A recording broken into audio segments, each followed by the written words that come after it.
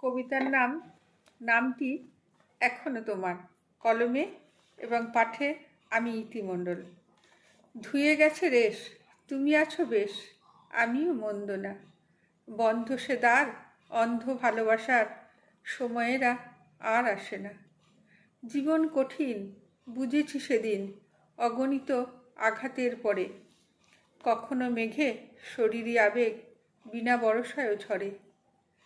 কত সেই জল ক্ষত মনোবল হয়েছে নিরুদ্দেশ, তবু ছুঁয়ে থাকি স্মৃতি বুকে রাখি বিষাদ প্রেমেরই আবেশ।